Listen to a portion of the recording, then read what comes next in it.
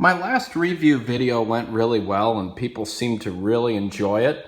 So I've decided to make another review of another vehicle before it leaves my ownership. This is a 2008 Ford Fusion SEL with a 2.3 four-cylinder engine and the 5-speed automatic Mazda transmission.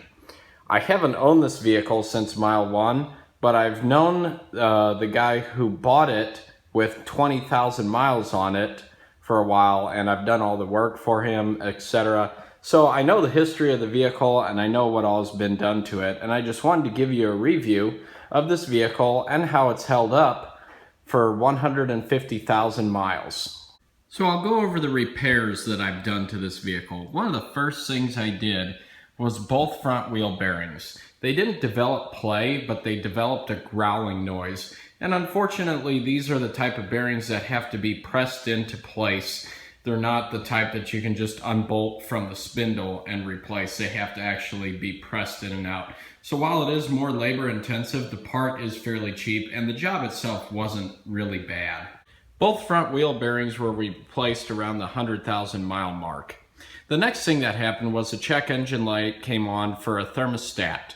The problem was the engine was overcooling because the thermostat was stuck open, so it set a check engine light. We replaced the thermostat. It was a little bit of a hassle because the power steering pump has to be moved out of the way. The thermostat is located underneath the power steering pump, so it is a little difficult to get to. While we're under the hood, the other thing I've done to this vehicle, right around 130,000 miles, was the belt and the tensioner. The battery has also been replaced. And another thing that came with the battery replacement was a reprogramming of the PCM to fix an issue where the vehicle had no power and a check engine light on with a throttle body code.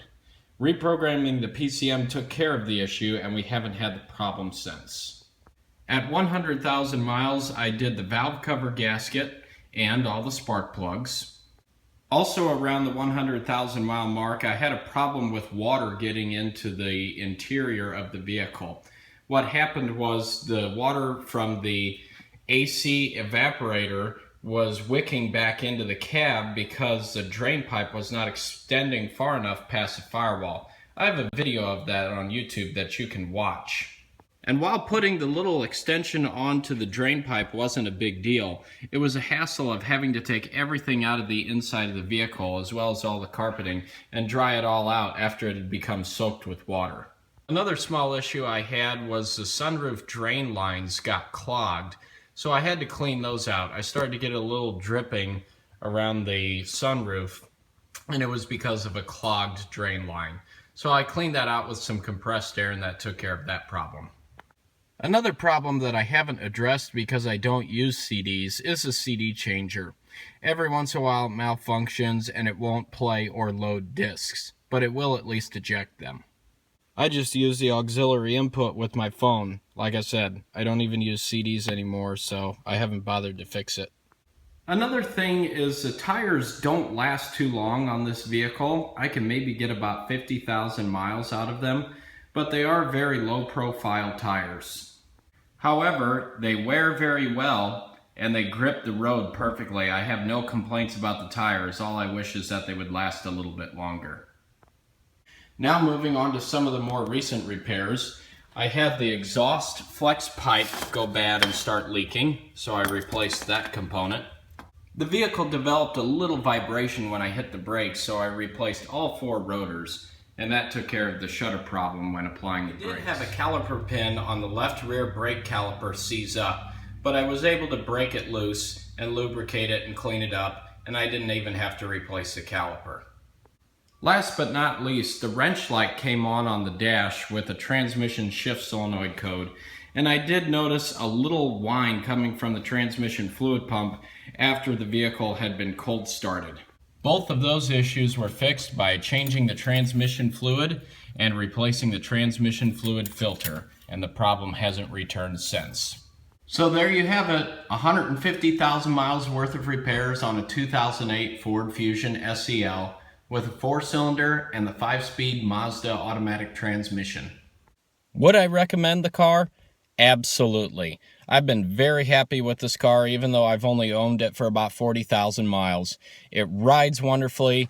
If I take it easy on the throttle and drive reasonably, I can average 28 miles to the gallon city and highway combined. Fuel mileage is really going to depend on how you drive. If you do a lot of highway driving, expect to see 30 or more. If you're in the city a lot, expect about 26. But combined, I was able to get 28 out of this thing, which I thought was really good. The interior is very comfortable. The ride is quiet. It's smooth. The transmission shifts well. And the little four-cylinder actually has a decent amount of power and still returns good fuel mileage.